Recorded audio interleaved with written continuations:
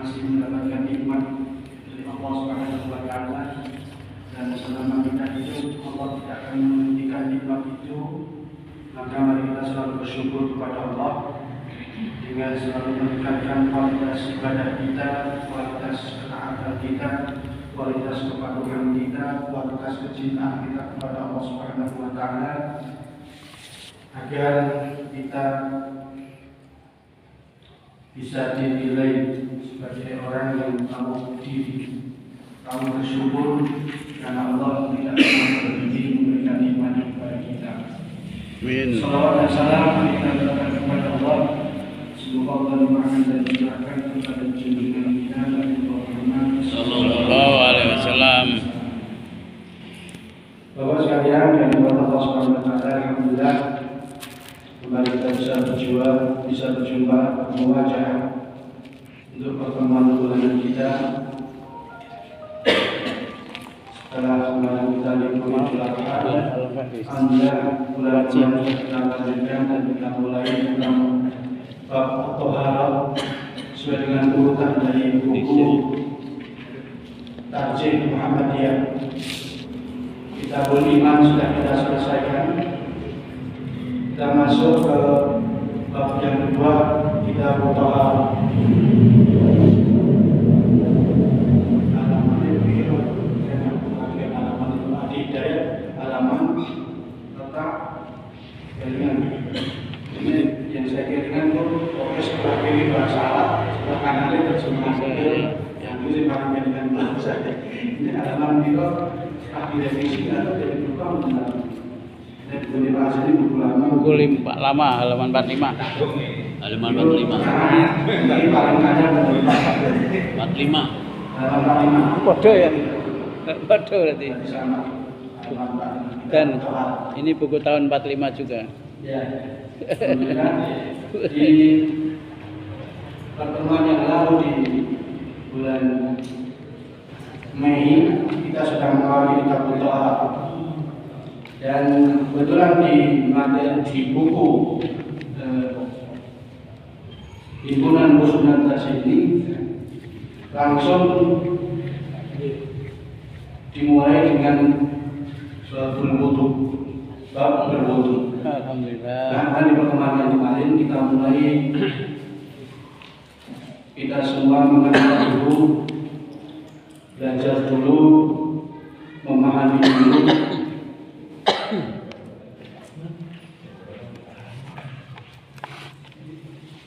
tentang apa itu definisi Thaharah.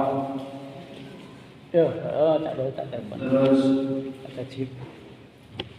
apa dalil Thaharah. Terus macam-macam Thaharah kan sudah kita sebutkan. Saya ulang sekilas dengan cepat agar kita bisa berlanjut tentang materi tentang babul wudu. Kita sudah jelaskan tentang mana Thaharah. Thaharah itu kata Thaharah yang buru turun Thaharatan, yang artinya bersih atau suci. Thaharah itu sering diartikan dengan bersuci atau mensucikan diri badan yang Absen. dengan cara membersihkan badan, pakaian dan tempat dari najis dan hadas dengan alat bersuci dan cara yang tertentu. Itu pengertian bagi buku APD dan disampaikan lama. Dan dalam Thaharahnya itu jelas Allah berfirman, "A'udzu billahi innallaha yuhibbut tawwabina wa yuhibbul mutatahhirin." Ini pasal ini udah betul gitu. Ini semua orang betul semua ya. Oh, kipas AC ini mati lagi. Dasar AC udah terlalu. kita semua AC ya. ini anyar. Innallaha yuhibbut tawwabina wa yuhibbul mutatahhirin. Ayat yang masyhur kita semua paham dan kita semua pernah dengar. Di sini Allah mencintai orang-orang yang bertaubat dan mencintai orang-orang yang bersuci. Suka mensucikan diri, orang-orang yang senang menyucikan diri. Hadis Nabi juga disebutkan la yaqbalullahu sholata rajulin atau sholatan bi ghairi tahurin. Allah tidak menerima sholat seorang hamba, tidak menerima sholat siapapun bi ghairi tahurin, tanpa bersuci. Maka itu bersuci menjadi landasan utama untuk tidak bisa beribadah. Macam-macam baru yang kita sudah jelaskan. Ada taharah ruhiyah atau batinnya dan ada taharah jasmaniyah. Ruhiyah itu berarti yang terkait dengan roh, syirik, riya, atau penyakit hati, hasad, sombong, takabur, kemudian kalbu, rasa benci dan sebagainya. Yang rohiyah itu cara bersucinya dengan apa? Dengan tauhid dan beramal soleh. Tapi kalau taharah jismiyah, jasmaniah badannya, itu jelas dengan cara yang kita pelajari. Salah satu nanti dengan berwudu, nanti ada tayamum, ada khufain, ada mandi besar, nanti terus membersihkan baul, membersihkan nafas dan sebagainya. Dan alat bersuci yang kita sampaikan ke kemarin, bersuci itu ada dengan air ataupun dengan debu ataupun dengan benda padat. Kalau air itu bisa untuk berwudu ataupun mandi besar, jelas. Dan itu alat utama untuk bersuci. Alat utama untuk bersuci. Kalau tidak bisa berpakai air, maka nanti ada tayamum, yaitu dengan berdebu, dengan cara memakai debu atau tangan. Kalau debu dan tangan itu sulit, maka nanti ada namanya istijmar, yaitu dengan apa? Dengan benda padat, dengan kayu, batu, daun. Kalau sekarang itu yang modern dengan tisu. Dan hotel. kalau sudah pakai tisu, tidak perlu kita merasa risih, karena itu sudah menjadi salah satu alat untuk bersuci. Karena di hotel-hotel modern yang cakep, yang sudah maju itu, air itu kadang terbatas. Kalau enggak kita kadang nanti mulai bani itu malah kayak nyentok, malah itu bisa. Jadi kalau kita keluar bahasa itu berarti baru kamar mandi model pakai sensor dan sebagainya. Nah, maka ketika itu kok kita tidak tahu terus adanya tisu, pakai tisu. Yang contoh paling konkret jadi kalau pesawat, baru umroh atau haji ini pesawat itu semua pakai haji, penumpang semua kok pakai air, bocor banget. Kamu 500 sak botol, berarti kan berapa liter? Maka tidak mungkin semua pakai air, maka kemudian berarti dengan tisu. Kalau tidak pakai tisu tidak perlu gelisah, karena itu sudah menjadi alat yang disepakati ulama dan disepakati dalam syariat kita bahwa ketika posisi seperti itu tisu bisa menjadi alat untuk mengganti air ataupun dari. Nah, Ini bagus nih. Taharah juga untuk membersihkan orang najis dan najis. Najis itu berarti apa? Ada najis itu ada 3, najis ringan, sedang, dan berat. Itu yang kita paham sama. Mukhafafah, mutawasithah, dan mughaladah. Istilahnya mukhafafah itu ringan itu berarti air kencing bagi laki-laki, bagi perempuan berarti dicuci. Ini berbeda. Kalau dibedakan, tidak tahu nanti membedakan cara musikannya.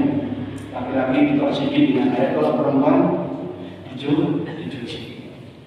Baik.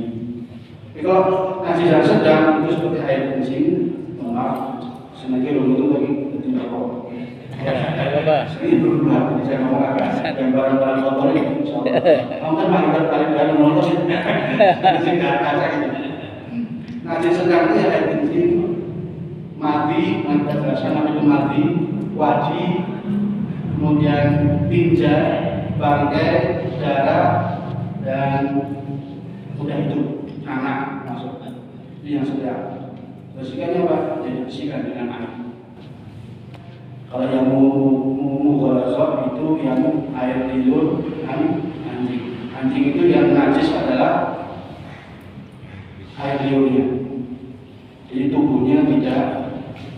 Kalau kita kesenggol anjing, dicuci boleh? Tidak. Kalau ditilat baru dicuci. Nah itu. Jadi karena mindset kita dan kita itu madzhab Syafi'i itu najis. Makanya orang mesti diusir saat ini sebenarnya ini mulai gelisah. Ya dengan gelisah ya orang ini copot, ya tadi tidak dan tidak terus. Nah, nanti kita sadar. Karena najis air kencing itu dengan 7 kali dicuci. Yang salah satunya dengan tanah. Tanah yang keberapa? Yang jelas tidak yang terakhir. Yang pertama atau yang tengah. Yang terakhir kasih terusnya dulu. Sudah 6 kali siram air, terakhir pakai tanah. Air bercerai kasih daun bersih. Maka pakai tanahnya kapan?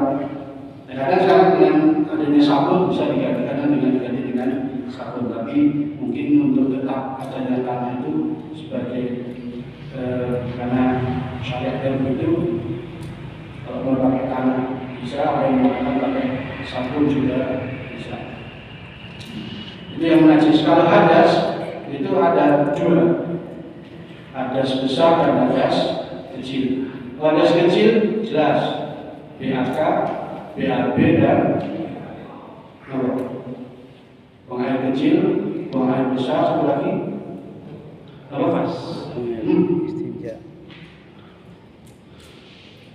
Bukan nuntut pak. Nifas itu yang besar pak, karena harus mandi dia. Dan nifas itu bapak nggak akan nifas sampai kiamat.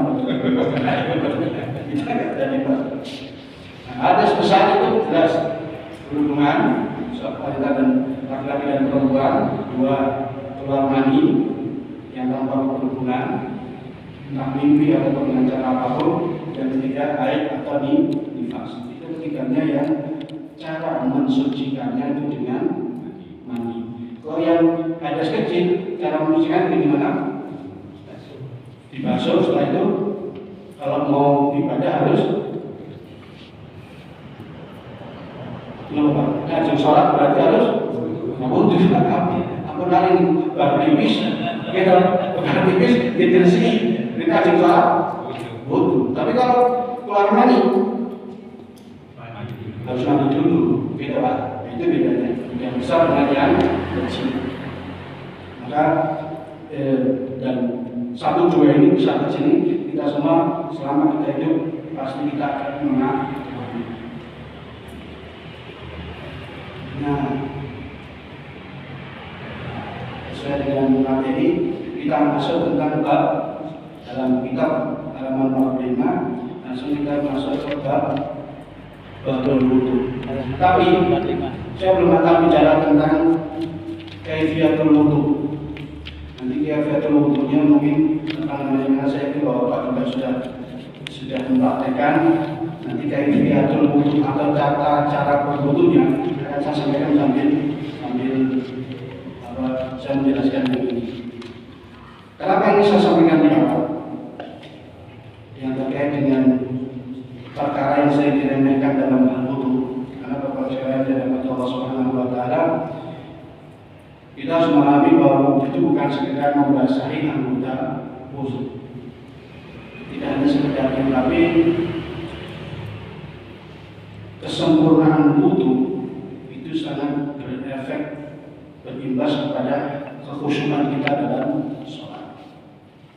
Maka Ibnu Qayyim itu mengatakan as-sholatu mabnaha at-taharah. Fa idza naqasat at-taharatu naqasat as-sholatu bihasbiha. Sholat itu dibangun, bangunannya yang utama adalah at-taharah, bersuci.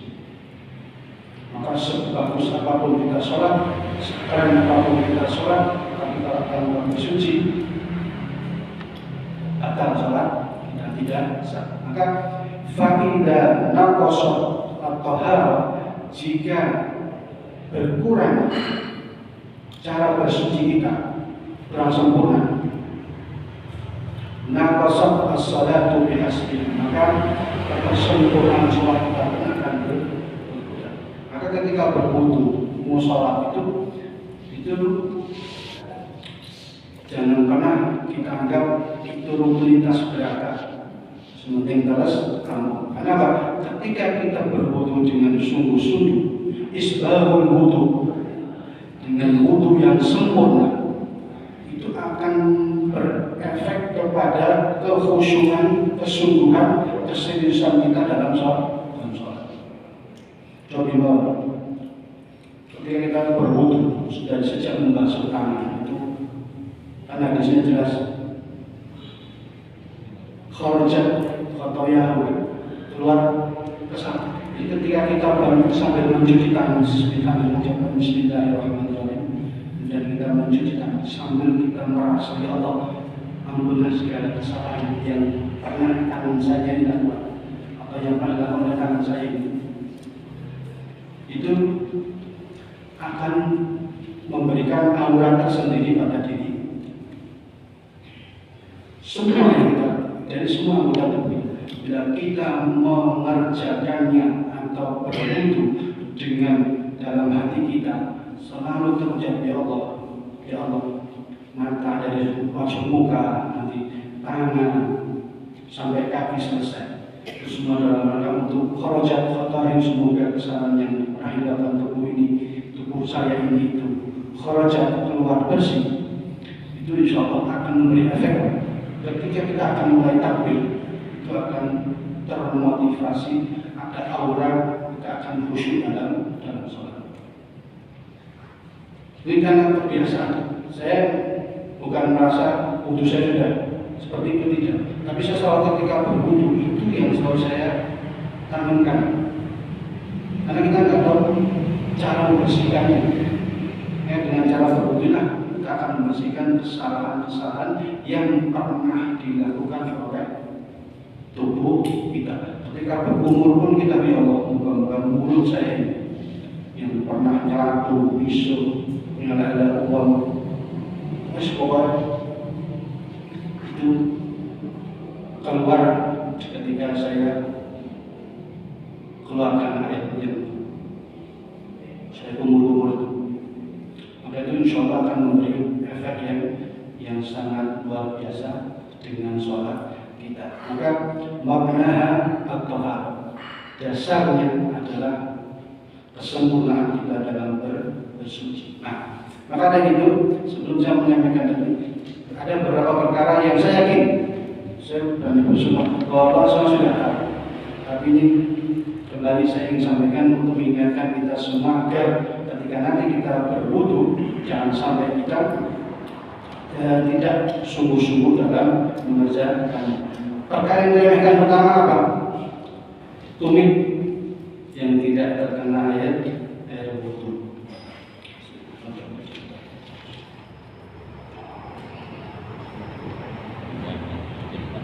Seperti dalam yang saya fotokopikan, bukan cukup. Tapi saya nggak pilih tak fotokopi uang dulu. Ya, jadi saya tuang kan biasanya sebenarnya oke, mulai berprofil bahkan kalau berhasil, saya biasanya mau itu kok kan?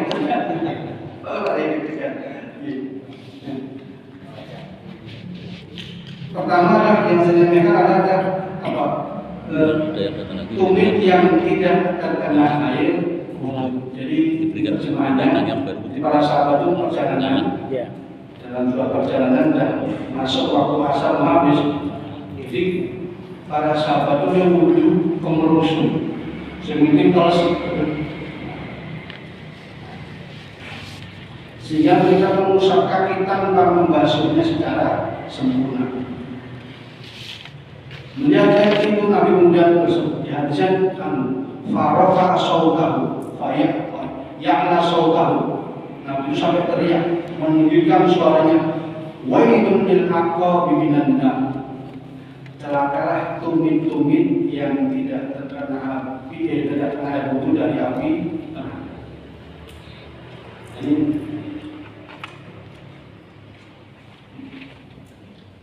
kadang-kadang saya mau sering gede sih, dan kalau sering gede nih, kalau saya buat itu juga kayak begini. Nah, saya berani ngomong karena pusat-pusat dari saya. Itu kan yang dihitung kan, gitu Pak. Tidak mudah itu. ganjil. Watimah. Ada yang mengganjal. Oh. Jadi kadang untuk mencapai tumit, ada yang mengangkat agak gojaan. Makanya ada tempat wudhu ramah orang gendut dan orang tua. Sama ceklanin, ini kira. Ini buatan enten pangsilannya. Dan itu ramah orang gendut dan orang tua.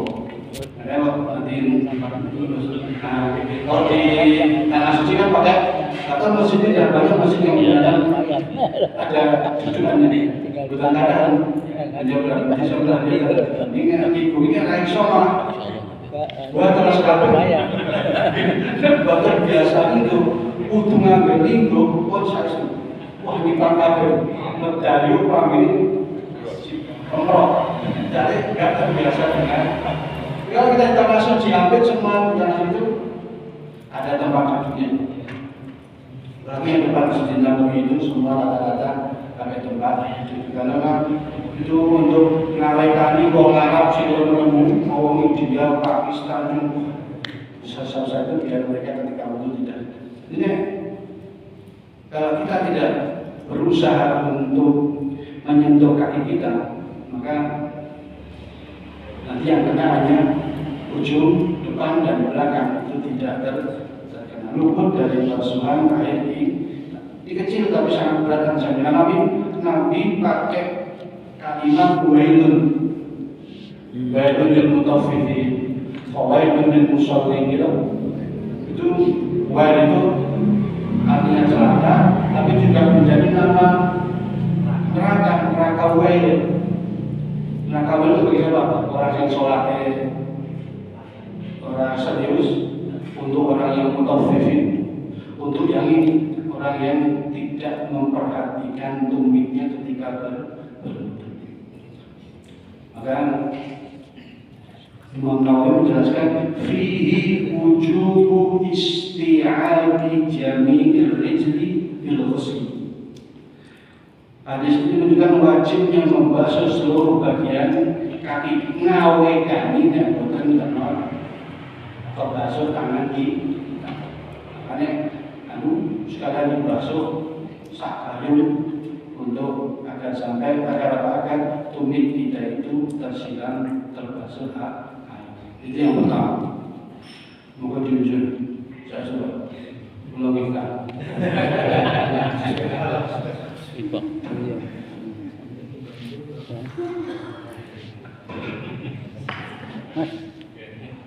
Minuman di sini saya pakai mengajar materi dan melihat stop jagung oh ya selesai. Yang pertama, maka mari kita perhatikan saat kita berwudu. Pastikan benar kita melihat aktor tumit kita itu benar-benar kena air. Yang kedua, terburu-buru saat berwudu. Rasulullah mengatakan ala dulukum ala ma yamhullahu bil khataya wa yarfa'u bid darajat. Maukah aku tunjukkan kepada kalian sesuatu yang Allah itu akan menghapus kesalahan dan mengangkat derajat kalian? Para sahabat menjawab, "Bala ya Rasulullah." Tentu ya Rasul. Maka Rasul menjawab, "Isbahul wudu'i 'alal makari." Sempurnakan wudu'mu adalah makare ketika situasi dan kondisi itu berat bagi kita. Contohnya si motor gede wau karena apa itu kita harus isbahul tetap berusaha untuk menyempurnakan ketika mencuci semua anggota tubuh, tidak hanya kaki, semua. Atau pas suasana sangat dingin, kan pernah beberapa waktu itu demi kok. Ini buatan aja effort semangat untuk berwudu, karena wudu sepenting terus adem. Al-makari termasuk jadi situasi kondisi atau saat-saat itu yang buatnya itu ngomong, tangi dulu. Subuh nih kok, mulai buatan lalu kita wudu. Saya kan yang terus yang buatan disemangati tenang. Pas aku ampun kelakuan keraton.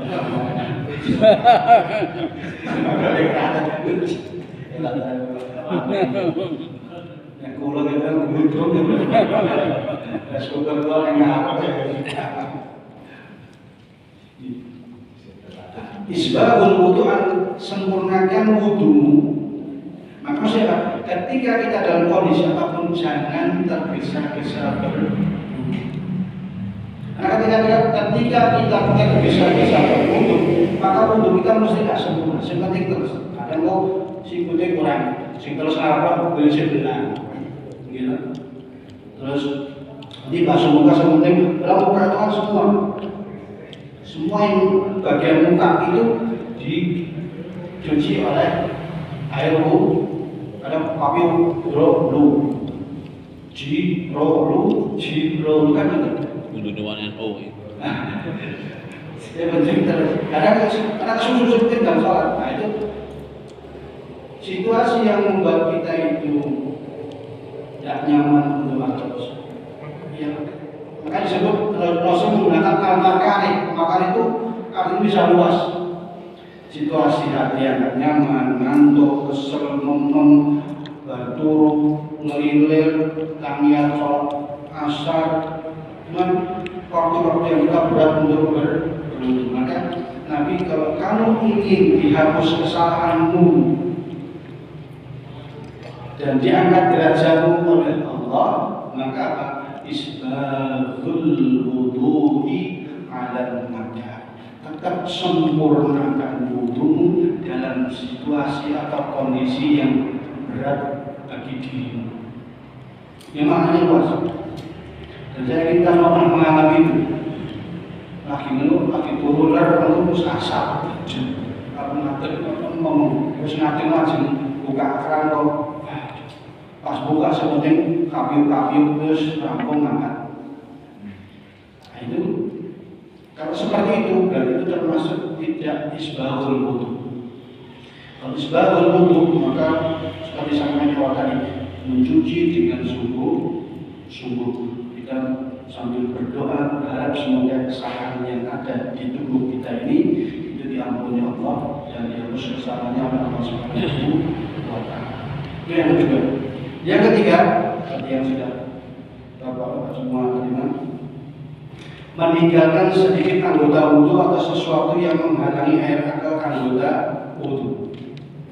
Ada dua hadis, yang satu saya berikan, satu tidak, yang satu terjemahan.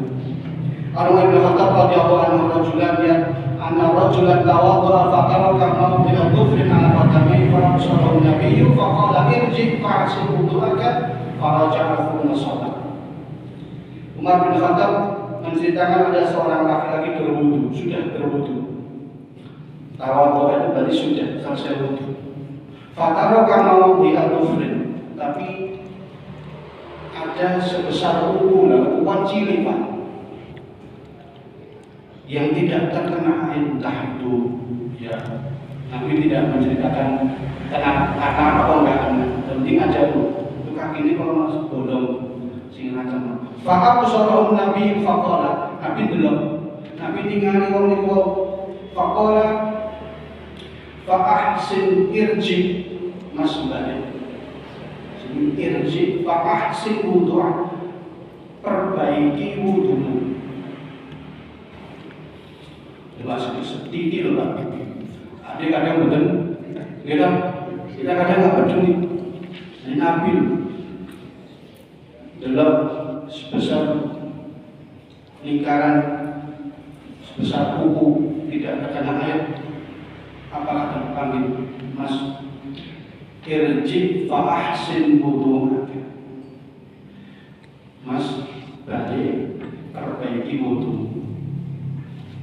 Faraja thumma shalah, kemudian dia kembali baru dia sholat. Nah kalau di hadis ini, di hadis Muslim satunya, di hadis Abu Dawud dikatakan dari Khalid bin Ma'dan, Nabi bilang seorang kisah sementara pada punggung kakinya terdapat bagian sebesar uang dirham yang tidak terkena air wudu. Orang bilang kayak duit sewu nih loh, segede itu. Apa yang beliau memerintahkan mengulangi wudunya dan sholatnya. Berarti wong pun sholat piningan itu. Oh, si kuning saya belang gitu nih. Putusan kita ini belangan banyak gitu. Kamu si kira ini, sahur atau dua kan kita betul. Tumit orang terlepas itu. Nabi kan tidak menciptakan itu karena jubah, no sapu sorbani, ya. Tapi ketika terlihat kering, itu Nabi mengajarkan kepada kita. Itu situasi yang itu perlu jadi perhatian. Kalau itu terjadi maka itu membuat wudu kita batal. Kalau wudu kita batal berarti sholat kita batal. Maka Ibnu Rajab mengatakan wa fihi anna al-yasira alladhi yutraku min aqda'il wudu'i yumna'u sihhatan. Hadis ini kan sedikit bagian yang tidak terkena air dapat menyebabkan wudu itu tidak sah. Yumna'u sihhatan, menyebabkan wudu itu tidak sah. Ibnu Nawawi dalam Syarah Muslim mengatakan hadis ini menunjukkan wajibnya membasuh seluruh anggota wudu. Barang siapa meninggalkan sebagian darinya, maka wudunya tidak sah. Maka dari di awal hadis, di awal disebutkan isbahul wudu, menyempurnakan wudu. Jangan sampai ada sesuatu yang tidak terlibat. Atau tadi juga sesuatu yang menghalangi air ke anggota wudu. Ibnu Qudamah dalam Al-Mughni mengatakan apabila ada anggota wudu terdapat sesuatu yang menghalangi sampainya air seperti tanah liat, kandungan, nempel di gocek, lilin atau sejenisnya, maka bersucinya tidak sah